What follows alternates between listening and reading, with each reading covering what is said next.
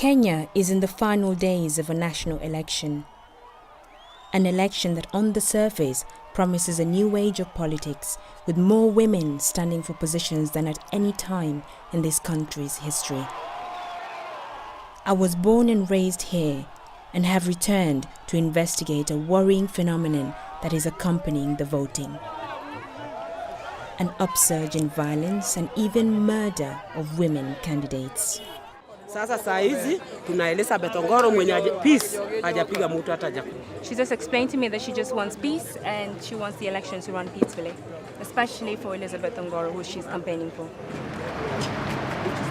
But there is little peace here, as one former female political candidate has found out.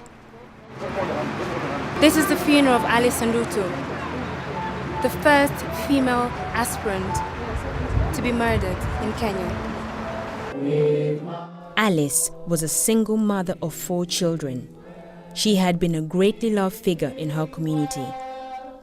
She was gunned down by assassins as she sat in her car, 8 bullets into her chest and head. Why would such a brutal murder be carried out?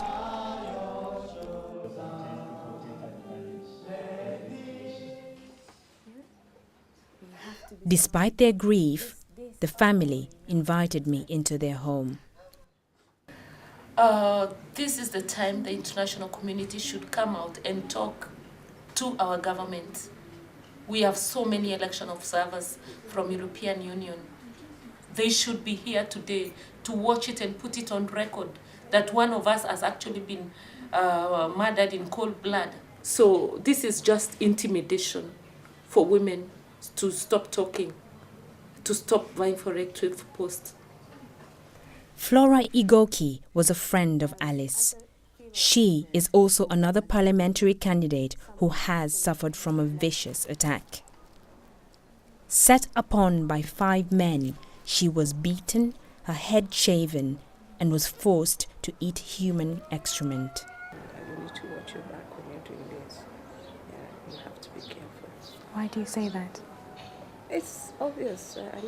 The way things are happening. It was clear what she meant. She's lived from her. Being a woman in Kenya and challenging the status quo was a dangerous occupation. In the last 3 months, over 20 women running in these elections have been subjected to attacks. One of these women was Asha Hussein. I traveled to see her to find out why such targeting goes on. How are you doing? I'm okay. Asha is no stranger to violence. Her home is a refuge for battered women and children. But for Asha, the violence she suffered was more than the evils of domestic abuse. It was a political violence because when they were fighting me, I thought it was just a normal thuggery, and they were telling me to step down on the campaign, the one I'm doing. What's the future for women in Kenya now? Okay, I don't think that women has a future in Kenya, because according to our culture and our sometimes religion, women are really in trouble, especially when you just stand and say that I want to take this leadership position. That is the time you've come in a public arena. And what was equally worrying was the absence of any police protection for the few women who did seek a career in politics. So I arranged a meeting with the police to find out what they thought about the problem. Who do you think is attacking these women who are running for seats in parliament? Let me inform you that so far actually no woman parliamentary aspirant per se has been attacked. The lady who was fatally attacked at midnight on Saturday had contested during the nominations and lost. So she was not an aspirant during the time she was attacked. This response revealed to me more than a little about the attitudes of the authorities towards the protection of its female political class. Can you And so, with no protection coming from the police, many women like Asha have taken up self-defense classes.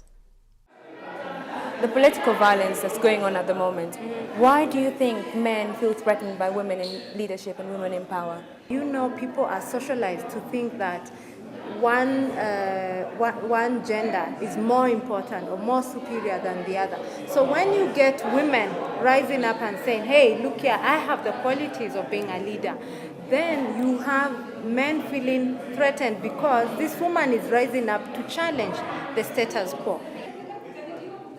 There is clearly sexism in Kenya, but the recent attacks and murder of female candidates cannot just be put down to random acts of sexist violence.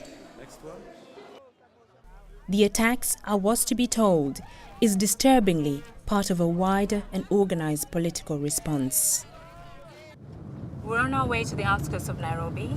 I've managed to get access to a group of boys who've actually been involved in some of the attacks that have been going on against the women. I'm a bit apprehensive, but I really want to know and understand the motives behind some of these attacks and to perhaps get an insight into what leads these boys into doing some of these violent attacks against the women.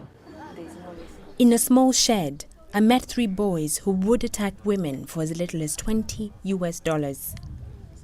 The boys only agreed to speak with covered faces, not because they were ashamed of what they had done, but for fear of being recognized. The most recent attack they did, he's not going to say who it was or where it was, but it was a high-profile politician.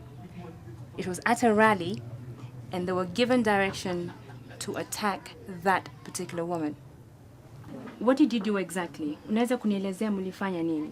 Sisi si wanza hivi. Kwanza kwa mwanamke. Tutakushika vibaya. He's just explained to me that what they do is once they surround you, they touch you up in your private places. So as a woman, you kind of jump up, and as you react, the attack begins. And it's kicking you, punching you. And actually, he's just explained to me that the more sound you make and the more cries you make, the better he feels, because he actually has absolutely no emotion when he's doing it.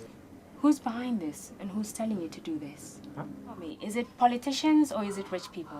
Unaweza kunielezea ni watu wa siasa? Ni mtu wa siasa. Mkubwa mwenye na jina. Na mwingine.